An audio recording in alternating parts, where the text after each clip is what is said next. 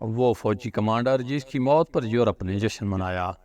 آپ کے انتقال پر پورے یورپ نے جشن منایا۔ یورپ والوں نے آپ کی قبر کے پاس آ کر رقص کیا اور شراب پیتے رہے اور کہنے لگے اب کسی کا خوف نہیں۔ اس دوران ایک شخص نے کہا کہ اگر اس قبر والے نے ایک سانس بھی لی تو ہم میں سے کسی کو زندہ نہیں چھوڑے گا۔ یہ مشہور عسکری کمانڈر حاجب منصور تھے۔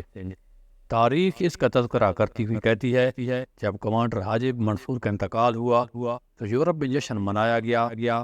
حال یہ تھا کہ یورپ کے اہم ترین رہنما الفانسو نے آپ کی قبر پر بہت بڑا خیمہ لگایا اور سونے کی چارپائی لا کر آپ کی قبر کے اوپر رکھا اور اس پر اپنی بیوی کو لے کر سویا، اور شاہد زندگی میں پہلی بار بلا خوف سو گیا کیونکہ منصور مٹی کے نیچے سو چکا تھا۔ اس موقع پر الفانسو نے کہا آج خوشی کا دن ہے، آج ہم مسلمانوں کی مملکت پر قبضہ کر لیا ہے اور آج ان کے سب سے بڑے سپہ سالار کی قبر پر میں بیٹھ گیا ہوں۔ اس دوران حاضرین میں سے کسی نے کہا اللہ کی قسم یہ قبر والا سانس لے ہم میں سے کسی کو زندہ نہیں چھوڑے گا۔ اس پر الفانسو نے غصے سے تلوار نکالی تو اس کی بیوی نے اس کو پکڑ لیا اور کہا یہ سچ کہہ رہا ہے۔ یہ کون سی فخر کی بات ہے کہ زندگی میں جس کا نام سن کر بھی کانپتے تھے آج ہم سب اس کی قبر پر آ کر جشن منا رہے ہیں۔ یہ تو اس قبر والے کے لیے فخر کی بات ہے کہ ہم اب بھی اس کے خوف میں مبتلا ہیں۔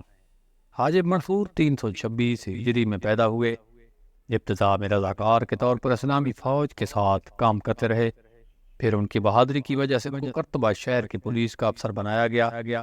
اس کے بعد ان کی ذہانت کی وجہ سے ان کو حکمران کا مشیر منتخب کیا گیا، یہاں تک کہ گورنر بن گیا اور 50 معرکوں میں اسلامی فوج کی قیادت کی۔ کبھی شکست سے آشنا نہیں ہوئے۔ منصور کی قیادت کا مطلب ہی جنگ جیتنا تھا۔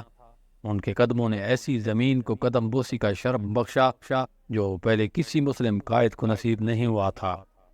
آپ کی سب سے بڑی فتح لیون کی جنگ ہے جس میں آپ نے یورپی اتحادی فوج سے لیون میں ٹکر لی اور اس کو عبرتناک شکست دے کر کئی ملکوں کے سربراہوں کو قتل کیا اور ان کی افواج کو بھیڑ بکریوں کی طرح ہانک کر قیدی بنا لیا اور فتح کے بعد حکم دیا کہ پورے شہر میں اذان دی جائے۔